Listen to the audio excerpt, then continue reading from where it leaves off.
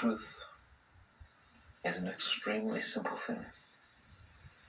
In all situations, at all times, truth is very simple. It is the human mind that makes things complex. If even once you're able to see things without yourself in the way, then you see truth. And you realize that it is always there. It never changes in its presence, but can never be grabbed or defined or touched in its name, in its essence. And there are two things when you have a state of clarity, albeit momentary, that you learn. You learn, first and foremost, that truth exists, that it's okay. And you learn, second, that you are in the way, that you're distorting things, that you're making things appear other than the way they are, and that while you're doing that, you will never know peace. You will never know love. You will never know truth. And that the only thing that is needed in order to come into truth is to get out of the way. It's that simple. But instead, what we try to do is to know truth, to create truth, to become truth. In other words, instead of getting out of the way, we try to be it. And that's impossible. It's absolutely impossible. That part of you that is distorting truth can imitate truth to the best of its ability, and it will be very far from truth. Very, very far. No matter how much it looks like truth, it is not even close. It's like the difference between a really, really, really good photograph and the object it was photographing. Can the photograph ever get good enough to be reality? Of course not. By its very nature, it's a photograph, and the other is reality. By the very nature, that part of your being of which I'm speaking is mind. It is illusion. It is fantasy. It is concocted of your imagination. It's like a photograph. It tries to reflect reality. It tries to take all the pieces that have been put in to the mind through the time that you have been receiving pieces through your senses. And it tries to piece them all together like a puzzle to look like reality, to reflect reality. And it tries very hard.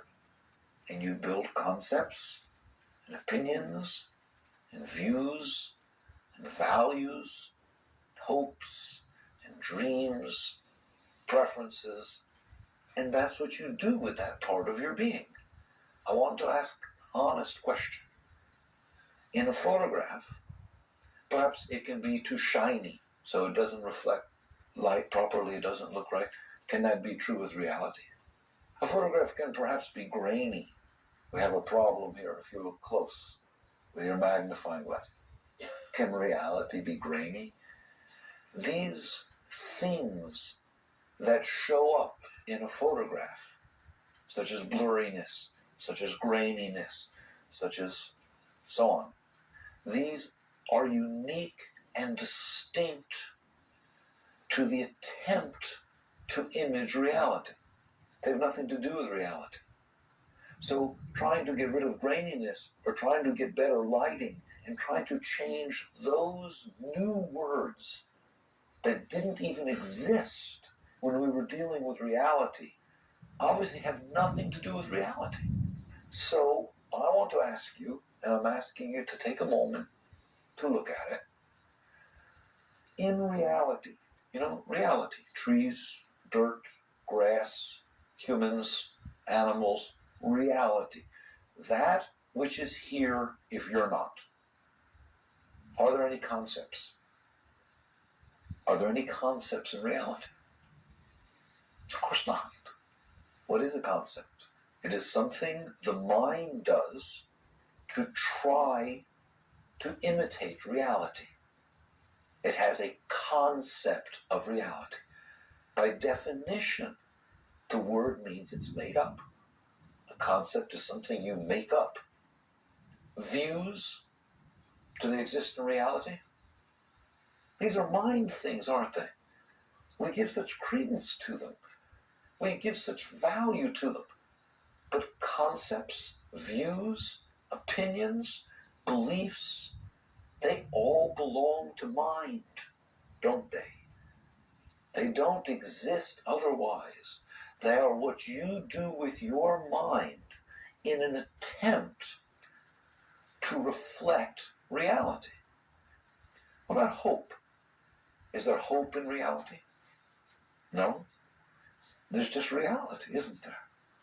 Hope is what your mind does in its dream of what reality will do next. That's what hope is.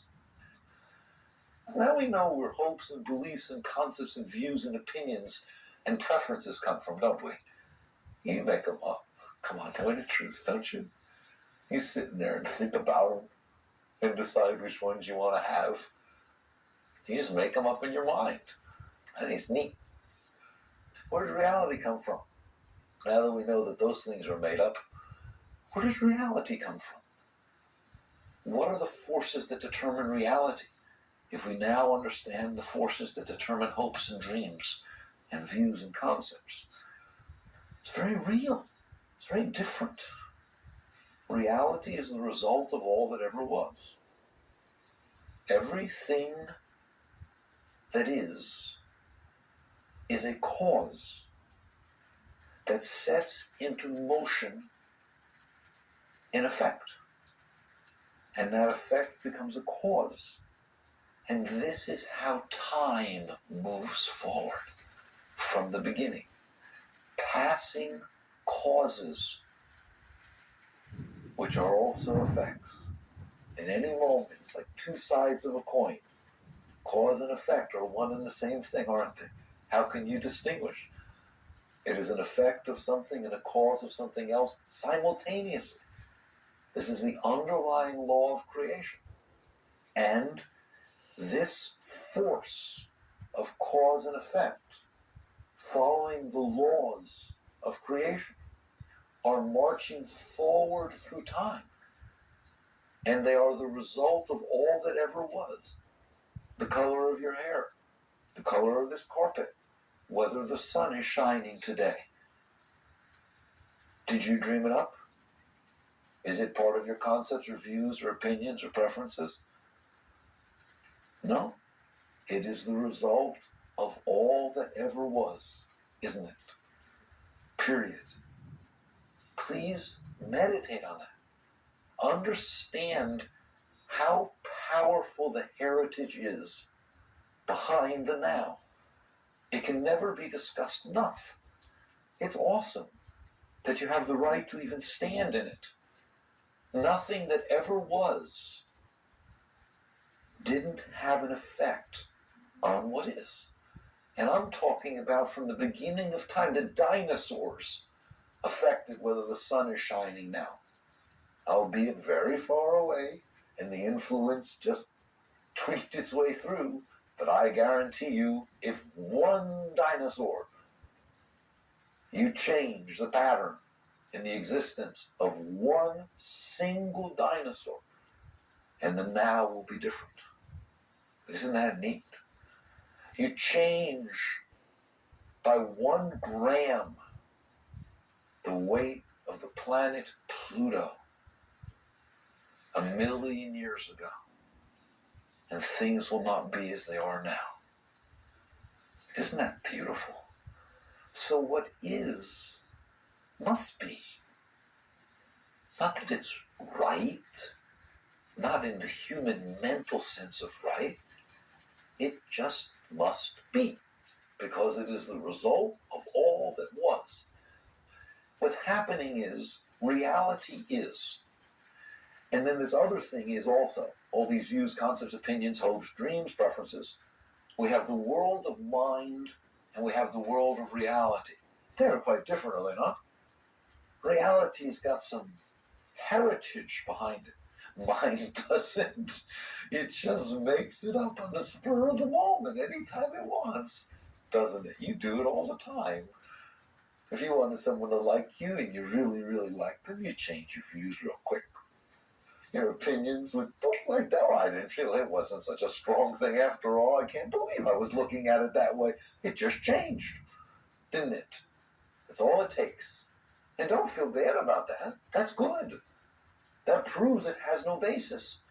Don't sit there and think, oh, well, I should be more firm in my views and more committed to my opinions and my concepts. I should make up one set and keep that set I made up for my whole life. That makes me a strong person, makes me real. It means because I held these concepts for my whole life that they're more true than if I didn't. Who are you kidding? You made them up. If you make them up, it doesn't matter how long you keep them. You just kept something for a long time that you made up. Doesn't make it more real, does it? No. The only reality is reality. So it's okay that it keeps changing in there. It's good. You should stick your tongue out at it and say, see, I told you didn't know what you were talking about. I don't know why people get so upset if it gets proven that their mind was wrong. I want my mind to be wrong. And I don't ever want to get caught into thinking that it's right. You see, it's right. But I love it when it thinks it knows something and it knows it absolutely, absolutely, totally true. And then it opens the book or looks at something that was totally wrong. It just had remembered it wrong. That's all. Yours ever do that? Yeah. You see? Can't trust the darn things. They're crazy. They just make things up. All right. So there is the world of mind and there is reality. Reality has heritage. All that ever was and all of infinity that is creating now. The question then becomes, humans, how do they try to balance these worlds? First of all, are there really these two worlds? It's pretty strong stuff, isn't it? I mean, you really do live in the world of mind. You really do put significant meaning on your preferences. It's real. We put this stuff as real. We put very, very strong values on these things. So the world of mind has a tremendous reality to us. And of course, reality, although we wish we didn't have to, has some real strength to it. It's terrible, isn't it? You wish you could just make up whatever you want and that was what would be. But it doesn't. Reality has to follow the laws of cause and effect. So what you end up with is conflict. Serious conflict. What you end up doing almost every moment of your day is trying to reconcile what you made up in your mind with what's happening in reality. That's what causes all the pain. That's what causes all the suffering. That's what causes all the disturbance. Is what is, but then you got this other thing to deal with. That which you made up. And if they don't match, how do you feel? You make up some pretty crazy stuff, don't you? I mean, I've seen people just sit there and they've never even met somebody. They kind of, at school, sit across the room, right? But they do with their lives about their relationship with this person. Whether this person is really looking at them, and the fact this person really loves them and has a crush on them, and the person really, what it is the person's too shy to say anything, all right? And you ever done that? Ever made it all up? Doesn't feel like you're making it up, does it? It really feels like it's happening. Now what happens if all of a sudden one day you get your gumption up after a whole semester and you walk up to say something to them. You know how they're going to react, don't you? They're going to be so grateful that you broke the ice and that you went up there and said something so that they could express what they've been holding inside, right? What happens when you walk up and you say something, and turn around and say, oh, hi, excuse me, I gotta go. You get hurt, don't you? You get hurt. Where? In your heart. Now we're going to bring a third thing into this, and that's fascinating. We have this world of reality, and then we have this world of mind. And we're now saying that when the world of reality doesn't match the world of mind, your heart hurts, doesn't it? It causes pain. It causes suffering. Have you come to understand that? Do you know the dynamics there? This is your life that we're talking about. That's what's going on. And because it causes pain, and it does, what do? You spend every moment of your life trying to make it match. Trying to make people say what you want to hear.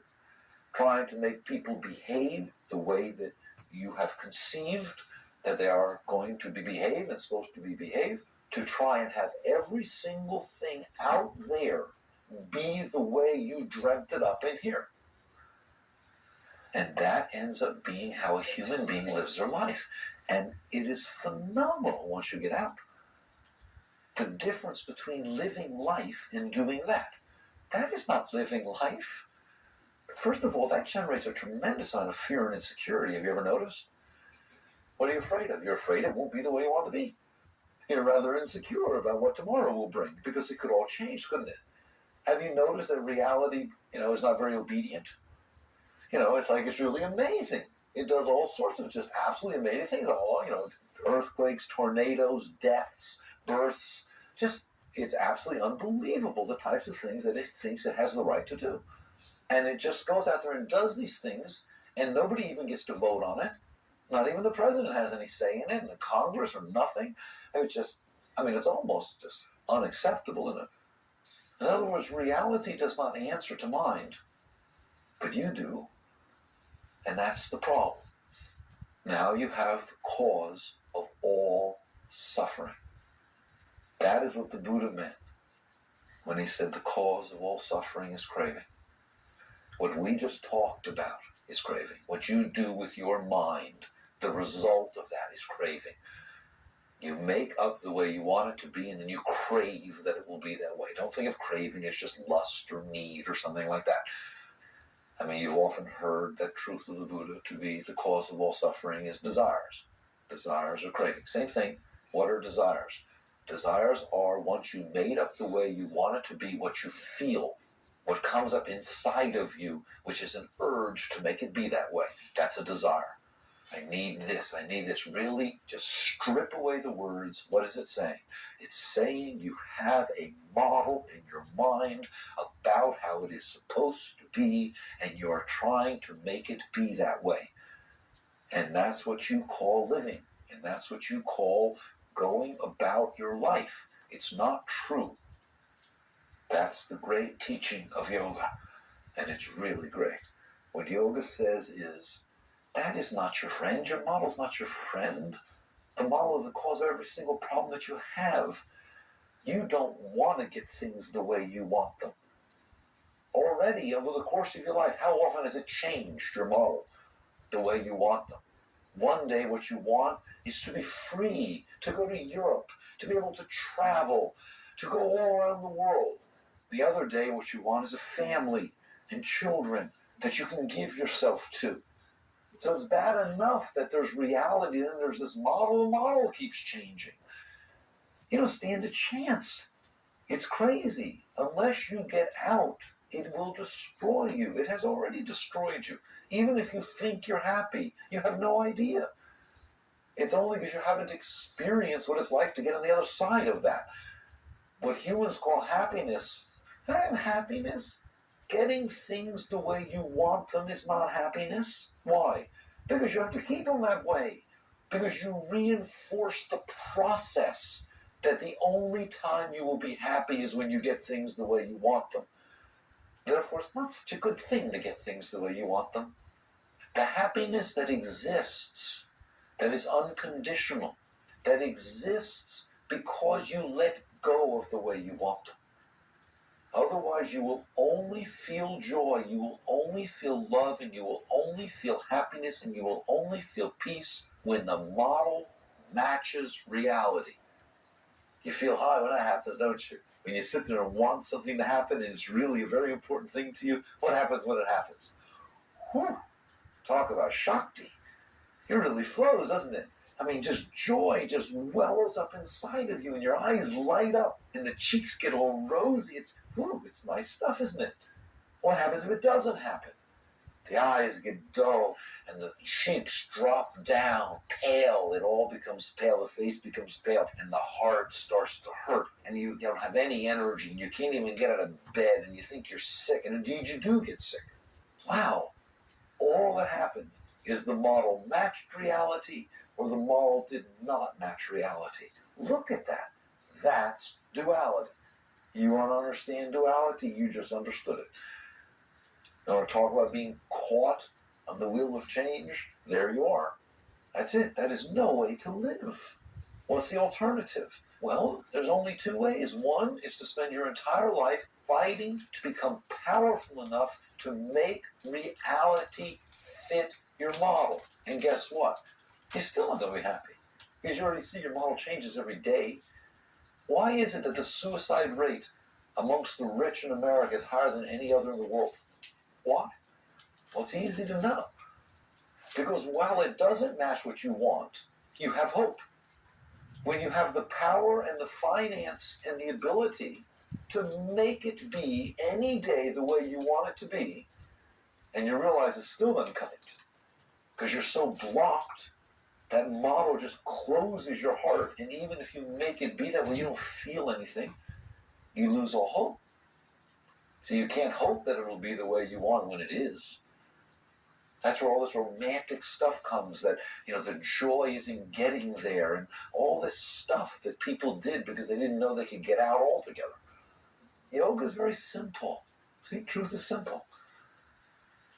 Yoga says the model has no reality. It's like a cloud in the sky. It doesn't have to be. It doesn't have to be. You can let it go. It's okay now. You don't need to think about how you want it. You don't. You don't need to think about how it's supposed to be. You don't need to judge it all together. You're a visitor. You're a sojourner in the midst of life. You're sitting on a planet in the middle of nowhere, spinning around a star. Who asked you to decide how it's supposed to be? Who asked you to pass judgment on the result of all that ever was? That must be what it is. Now you want to see why there's so much suffering? It's pretty clear, isn't it? It's illusion. Let it go. Now your work is totally different. Instead of your work being to make reality match your model, your work is to let go of the model and experience reality. That's the turnaround. That's when you become a spiritual seeker. Not with the clothes you wear, not with the vows you take, not with how much you meditate, not with any of that. When you have changed the entire direction of your entire life to where no longer is it to make reality fit your model, but it is to release your model so that you can experience reality. You are a spiritual seeker. Otherwise, you are distorting in order to match your problems. Once you do that, you will be amazed at what you see. What you see is that reality itself is helping you. It's not like you have to do this yourself, that somehow you got to get rid of this awesome shell that you put yourself in. That's your shell. You're hiding from reality. How? By saying the way you want it to be. You're hiding by building these preferences and then keeping it all at a distance. Because you have control over what you want it to be, but you have no control over how it is. And that scares you. And so you'd rather live inside a shell of a dream in the mind of how it should be or how you want it to be than experience what is. And then you wonder why it never feels like enough. You wonder why no matter what experience you have, you can't sit there and feel, God, that was just totally fulfilling. If I died tomorrow, it was worth living because I had that experience. You should feel that way about every moment of your life. Because I experienced this moment, if I died in the next moment, it was worth it. It was worth it. How? How can that happen when you have this wall around you? So you let go, and you use life to let go. And what you will see is that reality is happening. You say to yourself constantly, am I here to change it, or is it here to change me? Am I here to tell it how to be, or am I here to experience what it is? Am I here to create my own God, made up of my own mind and my own fears and my own preferences, or am I here to experience the God that is, that which made all, period? It's a simple question. You ask it constantly to yourself. And obviously the answer is rhetorical, I hope. And because of that question, you let go. You let go.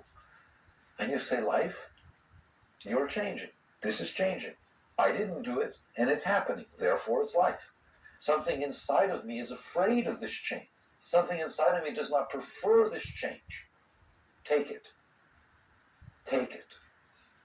Through the act of change, take from me what is afraid of the change.